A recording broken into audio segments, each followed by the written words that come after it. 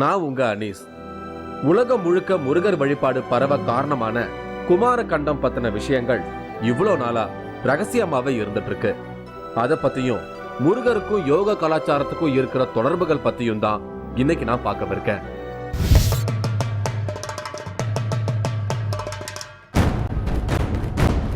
இனி முருக வழிபாடு பெருகும்.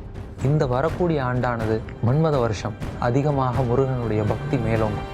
உலகம் முழுக்க தமிழ் ஆளும். இனி வரக்கூடிய காலத்திலும் தமிழர்கள் தான் உலக நாடுகளில் செல்வாக்காக இருப்பாங்க அப்படின்றதுக்கு எந்த விதமான ஒரு சந்தேகமும் இல்லை. போகர் வெளிப்படுத்தும் குமார ரகசியங்கள். தமிழ் புத்தாண்டை முன்னிட்டு 3வது கண் எக்ஸ்க்ளூசிவ்.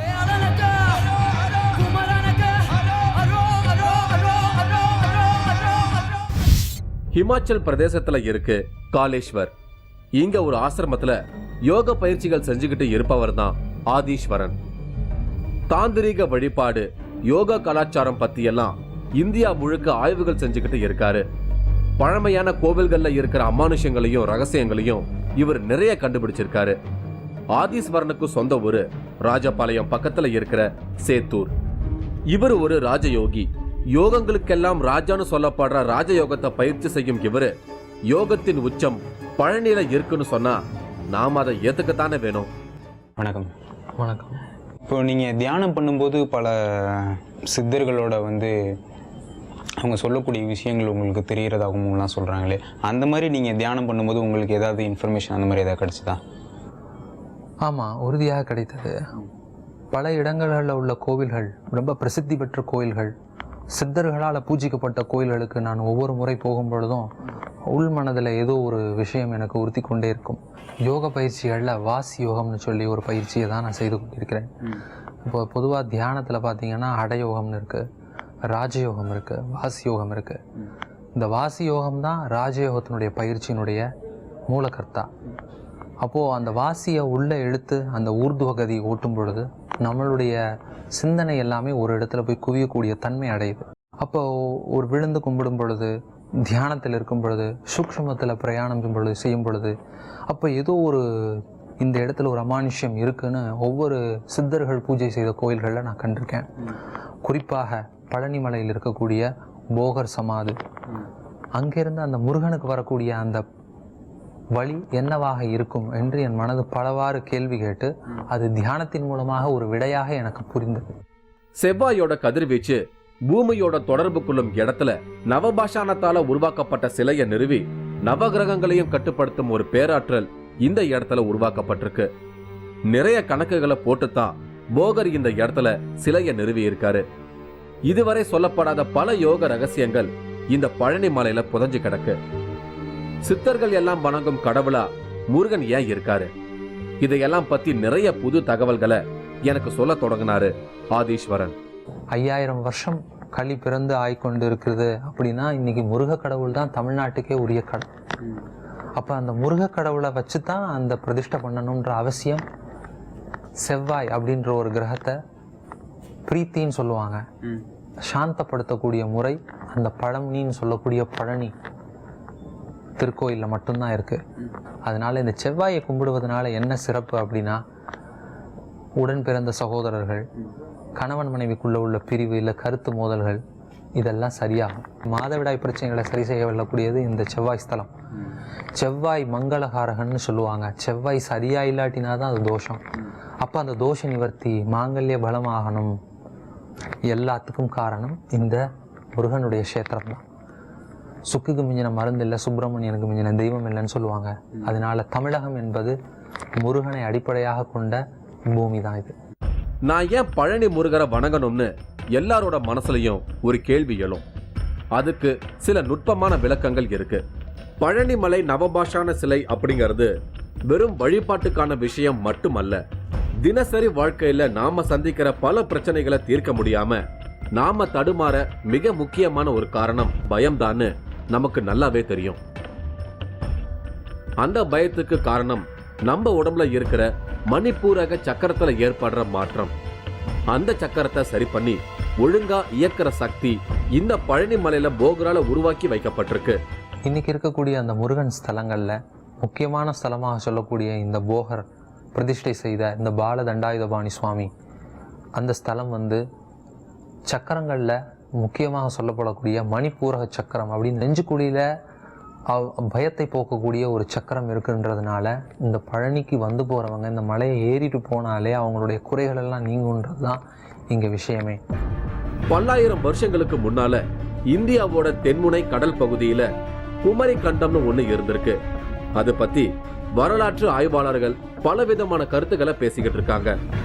கடலுக்குள்ள போயிட்ட குமரி கண்டம் தான் தமிழ் தோன்றிய இடம் அப்படின்னு ஒரு கருத்து இன்னமும் தமிழ் ஆர்வலர்களோட விவாதத்துல தீவிரமா இருந்துட்டு இருக்கு. ஆதீஸ்வரன் அது குமரி கண்டம் இல்ல, குமார கண்டம்னு ஒரு புது விவாதத்தை தொடங்கி வச்சிருக்காரு. காளிதாசர்னு சொல்லக்கூடிய மகாகவி, அவருடைய காலத்தில் சமஸ்கிருத மொழியில் சாகுந்தலம் எழுதின போது அதற்கு அடுத்து கௌமாரம்ன்ற நூலையும் அவர் தான் வெளியிட்டிருக்கார். அப்போ அந்த கௌமாரத்தை எழுதும் பொழுது குமார சம்பவம் அப்படின்ற நூலில் தான் இந்த கௌமாரம் சித்தரிக்கப்பட்டிருக்கு.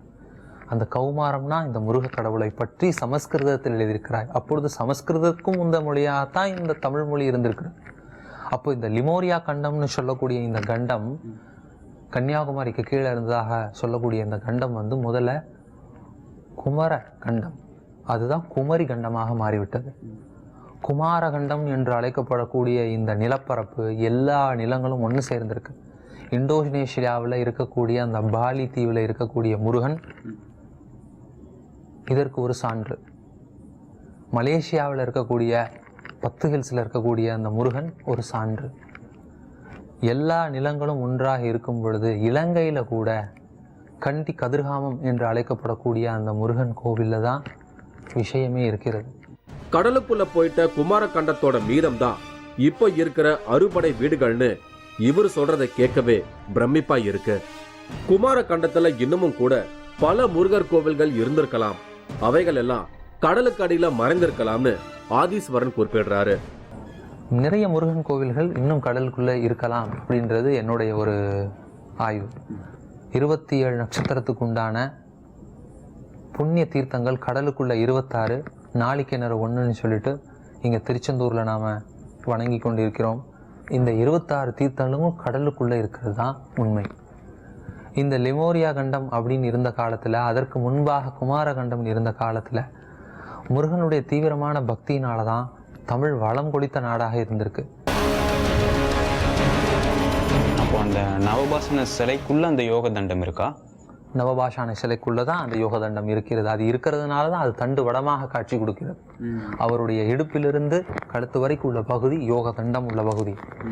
அந்த விக்கிரகத்தினுடைய ஆற்றல் இன்னதான்னு சொல்ல முடியாது.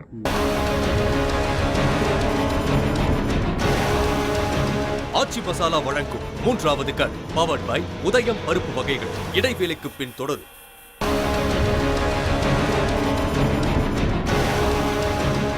ஆச்சி மசாலா வழங்கும் 3வது கண் பவர்ட் பை உதயம் பருப்பு வகைகள் தொடர்கிறது.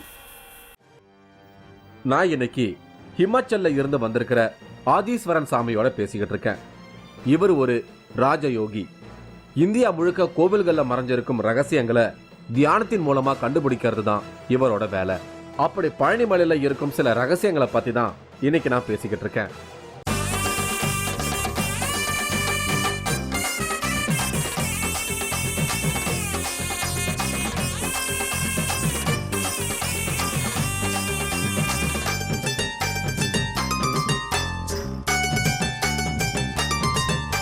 இப்போ தமிழகத்துல மிக முக்கியமான சக்தி மயமா விளங்கும் பழனி மலையை பத்தி இதுவரை வெளி உலகம் அறிந்திராத ஒரு ரகசியத்தை நம்மளோட 3வது கண் நிகழ்ச்சிக்கு சொல்றதா ஆதீஸ்வரன் சொல்லியிருந்தாரு. நான் அதை பத்தி பேச தொடங்கினேன். அதுல முதல் ரகசியம், இந்த கோவில்ல இருக்கிற போகர் ஜீவ சமாதிக்கும் இந்த நவபாஷான சிலைக்கும் இருக்கிற ஒரு தொடர்பு. பழனி மலையிலேயே தென்மேற்கு பகுதியில போகரோட ஜீவ சமாதி அமைஞ்சிருக்கு.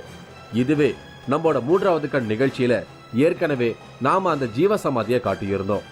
அதுக்கப்புறம் தான் நிறைய பேருக்கு அந்த மலையில போகரோட ஜீவ சமாதி இருக்கிறதே தெரியும்னு நமக்கு சொல்லியிருந்தாங்க.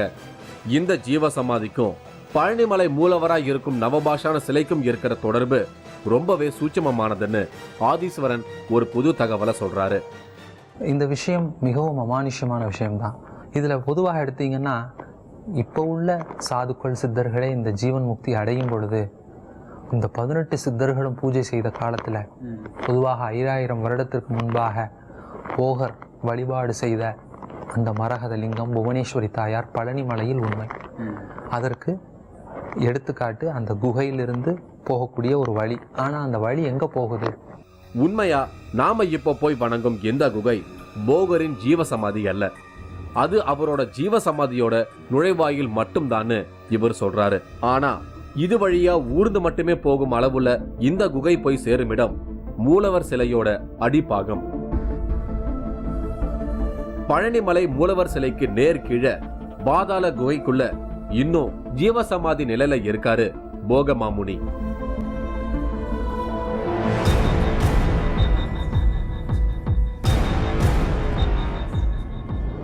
பழனிமலையில் இருக்கக்கூடிய அந்த போகர் சமாதியிலிருந்து போகக்கூடிய பாதை எங்கே போகுது அப்படின்னா நேரடியாக அந்த முருகனுடைய விக்கிரகத்துக்கு தான் போகுது. காரணம் என்ன அப்படின்னா அந்த நவபாஷாணங்களால் ஆன அந்த பாலதண்டாயுதபாணி சுவாமி அவருடைய மூர்த்தின்னு சொல்லக்கூடிய அந்த விக்கிரகத்தினுடைய அடியில் போய் அவர் உட்கார்ந்துக்கிறார். அதுதான் உண்மை. காரணம் அந்த உடலிலிருந்து வியர்க்கக்கூடிய அந்த முருகனுடைய விக்கிரகத்திலிருந்து வியர்க்கக்கூடிய ஒவ்வொரு துளியும் மூலிகை சாறு. நவபாஷான சிலையும் அதுக்கு கீழே இருக்கும் போகரோட ஜீவசமாதியும் ரொம்பவே டெக்னிக்கலா அமைக்கப்பட்டதுனால தான் இது 5000 ஆண்டுகள் கடந்தும் இன்னும் சக்தி வீச்சோட வீரியமா அமைஞ்சிருக்கு. பாஷாணங்களை கொண்டு முறித்த ஒவ்வொரு துளியும் புது புது அந்த ஒரு அணுக்களை உற்பத்தி செய்யக்கூடியது. அந்த இடத்துல பார்த்தீங்கன்னா பஞ்சாமிர்தம், பால், தயிர் போன்ற அபிஷேக திரவியங்கள் அதில் பட்டு வரும்போது அது ஔஷதமாக மாறுகிறது. அது போக அதுக்கு தண்ணி அந்த விக்கிரகத்துக்கு ஊற்றிக்கிட்டே இருக்கணும். அப்போ அந்த ஊற்றும் பொழுது அந்த கெமிக்கல் ரியாக்ஷன் அப்படின்னு சொல்லக்கூடிய அந்த சிற்பத்திலிருந்து ஏற்படக்கூடிய அத்தனை வியர்வை துளிகளும் கீழே இருக்கக்கூடிய அந்த முனிவரனுடைய சகசிராரம் என்று சொல்லக்கூடிய அந்த உச்சந்தலையை குளிர வைக்கக்கூடிய ஒரு அருமருந்தாக இருக்கிறது. அதனால பார்த்தீங்கன்னா அவங்களுக்கு ஆனந்தம் பரமானந்தம். போகர் நவபாஷாணங்களை கொண்டு அந்த விக்கிரகத்தை செஞ்சு சும்மா விடுவாங்களா? அதற்கு அடியில் அவர் உட்கார்ந்து அந்த ஜீவனை சாகாத வண்ணம் உடலை அங்கே கிடத்தி இன்னமும் அவர் வாழ்ந்து கொண்டிருக்கிறார். அதனால தான் பழனியில் பார்த்தீங்கன்னா அதிகமான பக்தர்கள் கூட்டம் நிறையவே வந்து கொண்டிருக்கிறது. அடுத்து எனக்கு இந்த பழனி மலையில இருக்கிற இன்னொரு ரகசியம், அதாவது 2வது ரகசியத்தையும் விளக்குனாரு ஆதீஸ்வரன். சீனாவுக்கு போயிருந்த சமயத்துல தன்னோட சக்தியை எல்லாம் இழந்த நிலையில போகரை அவரது சீடரான புலிப்பாணி சித்தர் தமிழ்நாட்டுக்கு தூக்கிட்டு வந்திருக்காரு. இழந்த சக்திகளை போகர் மீட்க ஆலோசனை செய்தாங்க. தன் கிட்ட கத்துக்கிட்ட சித்துக்களை தனக்கு மீண்டும் உபதேசிக்கும்படி போகர் கேட்டிருக்காரு. ஆனா குருவுக்கு சீடன் உபதேசம் செய்ய முடியாது. அதனால முனிவர்கள் பயன்படுத்தும் கருங்காலி மரத்துல செய்யப்பட்ட ஒரு யோக தண்டத்துக்கு புலிப்பாணி அந்த சித்துக்களை எல்லாம் உபதேசம் செய்திருக்காரு. அதையெல்லாம் போகர் கேட்டு திரும்பவும் இழந்த தன்னோட சக்தியை பெற்றிருக்காரு. அவ்வளவுதான், பிரச்சனை தீர்ந்துருச்சுன்னு எல்லாரும் நினைச்சிட்டு இருந்தப்பதான் புதுசா ஒரு பிரச்சனை அவங்க எல்லார் கண்ணு முன்னாடியும் இருந்திருக்கு. அதுதான் உபதேசம் பெற்ற யோக தண்டம். உபதேசம் செய்யப்பட்டதால இந்த கருங்காலி கட்டைக்கு மந்திர சக்தி வந்துருச்சு. இனி அதை பயன்படுத்தாம தூக்கி போட முடியாது. அந்த யோக தண்டத்தை என்ன செய்யறதுன்னு சித்தர்கள் கூடி பேசியிருக்காங்க. உயிருள்ள அந்த பொருள் மனிதர்களுக்கு பயன்படும் விதமா மாற முடிவெடுத்திருக்காங்க. அப்பதான் நோயின் பாதிப்புகள்ல சிக்கி மீண்டு வந்த போகர் இனி மனித குலம் இரவா நிலைய அடைய நவபாஷான சிலையை செய்ய முடிவெடுத்திருக்காரு. அந்த சிலையோட முதுகு தண்டு வடமா இந்த உயிர் பெற்ற கருங்காலி யோக தண்டத்தை வச்சுதான் நவபாஷான சிலைய வடிவமைக்க தொடங்கி இருக்காங்க. இதத்தான் போகர் தன்னோட ஜீவ சக்தியையே இந்த நவபாஷான சிலைக்கு கொடுத்திருக்காருன்னு பலரும் இன்னைக்கு வரைக்கும் பேசிக்கிட்டு இருக்காங்க. சீனாவில் போகர் இங்கேருந்து பறந்து போய் அங்கே சில அபியாசனங்களை செஞ்சுக்கிட்டு இருந்தார். அவருக்கு போகர்னு பேர் வர காரணமே அவர் சுகபோகமாக இருந்ததுனால தான். தாந்திரிக பயிற்சிகளில் ஈடுபட்டதுனால தன்னுடைய உயிர் சக்தியை இழந்திருக்கும் பொழுது தன்னுடைய சீடரான புலிப்பாணியை ககனமார்க்கமாக வரச் செய்து அந்த உபாசனை உபதேசங்களை கேட்டு திருப்பி தன்னுடைய உடலை மீண்டும் புதுப்பிக்கணும்னு சொல்லும் பொழுது என்னுடைய குருநாதருக்கு நான் எப்படி ஔஷதத்தை கொடுப்பேன், இல்லை நான் அந்த முறைகளை நான் எப்படி வழி சொல்லுவேன்னு சொல்லி யோசிக்கும் பொழுது போகர் முனிவர் வந்து என்னுடைய இந்த யோக தண்டம் கருங்காலியில் செய்து யோக தண்டம் இருக்கு இல்லையா, அந்த தண்டத்துக்கு நீ சொல்லு, இந்த தண்டம் எனக்கு ஓதும்னு சொல்லி அந்த தண்டத்துக்கு உபாசனை செய்து உபதேசம் செய்ய அந்த தண்டத்துக்கு உயிர் வந்தது. அந்த தண்டம் பிறகு போகருக்கு அதை சொன்னது. இவர் தன்னுடைய நிலையை திரும்பி அடைஞ்ச பின்னாடி தண்டத்தோட பழனி வந்து சேர்ந்துடுறாங்க. இங்கே வந்த உடனே என்ன ஆகுது அப்படின்னா, உயிர் வந்த அந்த தண்டத்தை என்ன செய்கிறதுன்றதான் கேள்வியே. அப்போ 18 சித்தர்களும் கூடி பேசுகிறாங்க. அப்போ இதற்கு ஒரு உருவம் கொடுத்து இந்த பழனி மலையிலேயே இவரை பிரதிஷ்டை செய்தால் வரக்கூடிய மக்கள் எல்லாரும் இவர் மேலே பட்டு வர்ற பொருளை எடுத்து ஔஷதமாக சாப்பிட்டு உடற்பிணி உடல்பிணி ரெண்டையும் தீர்க்கக்கூடிய ஒரு அருமருந்தாக இங்கே எல்லாருமே வருவாங்கன்னு சொல்லி அந்த கோவிலை க்ஷேத்திரத்தை உருவாக்குறாங்க. இப்போ இந்த நவபாஷான சிலையை ஸ்கேன் செஞ்சாதான் உள்ள இந்த யோக தண்டம் இருக்கிறத பார்க்க முடியும்.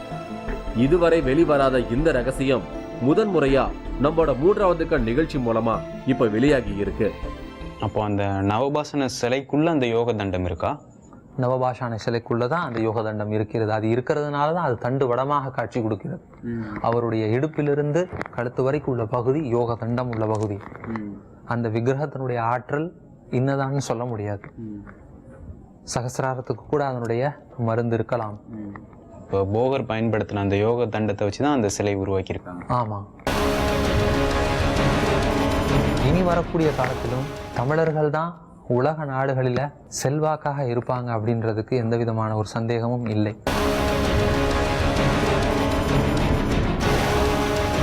ஆச்சி மசாலா வழங்கும் 3வது கண் பவர்ட் பை உதயம் பருப்பு வகைகள். இடைவேளைக்கு பின் தொடரும்.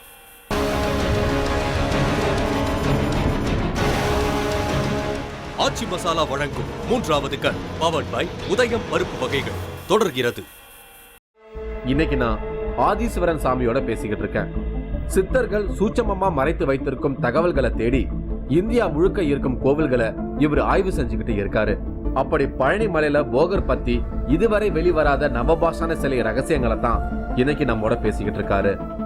சித்தர்கள் முருகனை தான் அதிகமாக வழிபட்டாங்க. அதுக்குன்னு ஏதாவது தனிப்பட்ட காரணம் அப்படி இருக்கா? கண்டிப்பாக இருக்குது. ஆதி முதற் கடவுள் விநாயகர்னு சொல்லினா எல்லாருக்கும் நமக்கு தெரியும். அப்போ அந்த விநாயகர் பாருங்கள், இன்றைக்கி பாம்பே, இன்றைக்கி மும்பைன்னு சொல்கிறோம், அங்கே ஹாலிவுட்டுக்கு இணையாக ஒரு சினிமா மீடியா இருக்குன்னா அந்த டெவலப்மெண்ட்டுக்கு காரணம் கூட அந்த விநாயகர் தான். அதுவும் போக ஷேர் மார்க்கெட் எடுத்துக்கோங்க, பாப்புலேஷன் இருக்கட்டும், எல்லா விதத்துலேயுமே மார்க்கெட் எல்லாமே எல்லா பிஸ்னஸ்க்கும் அடித்தளமாக பாம்பே தான் சொல்லப்படுது. காரணம் அங்கே உள்ள அந்த விநாயகர் தான்.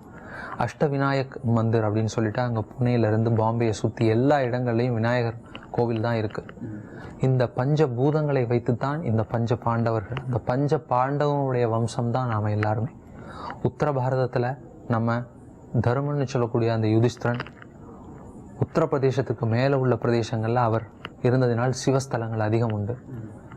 மத்திய பாரதம் என்று சொல்லக்கூடிய மகாராஷ்டிராவுக்கு இங்கிட்டு மத்திய பிரதேஷ், கீழே ஆந்திரா, இது எல்லாமே பெருமாளினுடைய க்ஷேத்திரங்கள்.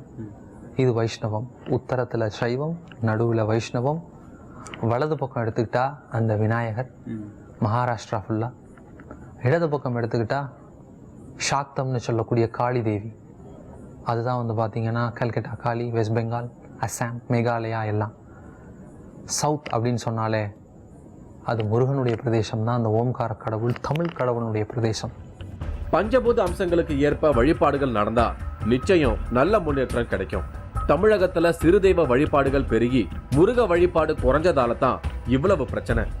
இப்போ வெளிநாடுகள்ல தமிழகத்தை விட மிக பெரும் அளவுல முருக வழிபாடு அதிகமாயிட்டு வரத நம்மால பார்க்க முடியுது. அதுக்கு மிகப்பெரிய உதாரணம் மலேசியா. இங்க இருக்கிற 10 மலை முருகன் சிலைய போட்டோவுல பார்த்தா கூட பிரமிப்பா இருக்கும்.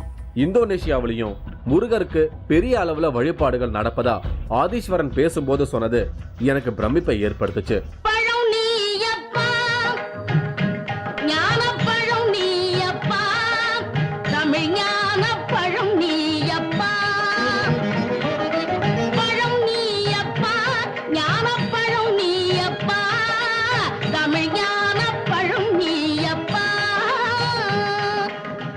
கேபி சுந்தராம்பாள் பாடிய பாடலை கேட்டு பழகின நமக்கு இப்போ புது ட்ரெண்ட்ல வெளிநாடுகள்ல பிரபலமாகிட்டு இருக்கிற ஒரு துள்ளாட்டத்தை பாருங்க.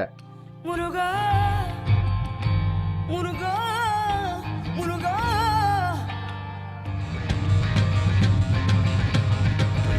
வேல் முருகா வேல் முருகா வேல் முருகா வேல் முருகா வேல் வேல் வேல் வேல் முருகா வேல் முருகா வேல் முருகா வேல் முருகா வேல் வேல் கேட்கிறவங்களை அசர வைக்கிற இது முருகரோட பக்தி பாடல் தான்.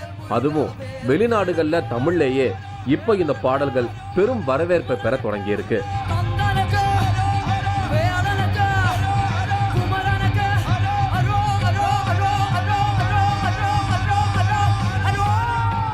இவங்க சுசீலா ராமன், தஞ்சாவூரை சேர்ந்தவங்க, இப்போ லண்டன்ல இருக்காங்க. இவங்களோட ஸ்டைலான முருகன் பாடல்களுக்கு வெளிநாடுகள்ல பயங்கரமான டிமாண்ட். மலேசியா, இந்தோனேஷியா இப்படி உலகின் பல பகுதிகளிலையும் முருகர் வழிபாடு பெரிய அளவுல கொண்டாடப்படுது. இனி வரும் காலங்கள்ல முருக வழிபாடு பெருகும்னு ஒரு புது தகவலை ஆதீஸ்வரன் சொல்றாரு. இந்த மன்மத வருஷத்துல அதிகமாக முருகனுடைய பக்தி மேலோங்கும். இந்த வருடத்தினுடைய பலாபலன்கள், பஞ்சாங்கத்தினுடைய பலன்கள் சொல்லக்கூடிய விஷயங்களும் அதுதான். நிறைய திருமணங்கள் நடந்தேறும். காரணம் சுக்கிரன், அதோடு சேர்ந்த செவ்வாய். அப்போது இந்த வருடத்தில் பண வரவுக்கும் மக்களுடைய ஆரோக்கிய வாழ்விற்கும் இல்லற வாழ்வுக்கும் எந்த ஒரு குறையும் இருக்காது, மழை வளம் பொங்கும் அப்படின்றது தான் இந்த வருடத்தினுடைய முக்கியமான யுக்தி. இனி வரக்கூடிய காலத்திலும் தமிழர்கள் தான் உலக நாடுகளில் செல்வாக்காக இருப்பாங்க அப்படின்றதுக்கு எந்த விதமான ஒரு சந்தேகமும் இல்லை. எல்லா துறைகளிலேயும் முதன்மை இடத்தை பெற்று அவர்கள் தான் அந்த லீடர்ஷிப் குவாலிட்டி அப்படின்னு சொல்லக்கூடிய விஷயத்தில் சிறந்த ஒரு நபராக திகழ்வார்கள் என்பதில் ஒரு ஐயமும் இல்லை. எனக்கு கேட்கவே ரொம்பவே சந்தோஷமா இருந்தது. இதுவே நம்ம 3வது கண் டீமோட தமிழ் புத்தாண்டு செய்தி. உங்க எல்லாருக்கும் தமிழ் புத்தாண்டு நல்வாழ்த்துக்கள். வேற ஒரு சுவாரஸ்யமான அனுபவத்தோட மறுபடியும் நான் உங்களை சந்திக்கிறேன். அதுவரை உங்களிடமிருந்து விடை பெறுகிறேன்.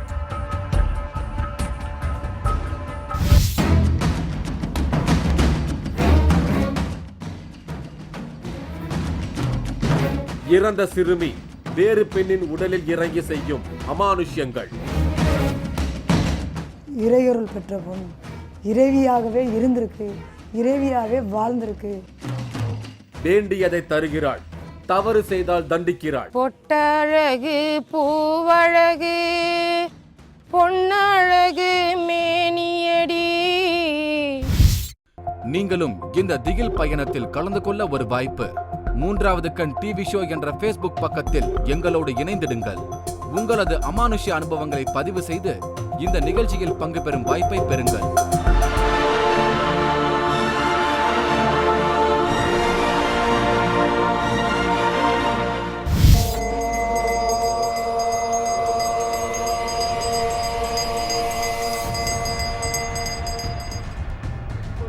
என் சொத்து பூராமல் அண்ணன் வச்சுருக்கேன். எனக்கு பலவிதமான தொழிலெல்லாம் கட்டி வச்சு என்னை நிம்மதி இல்லாத வாழ்க்கையை என்னை வாழ வச்சுக்கிட்டு இருக்கேன்.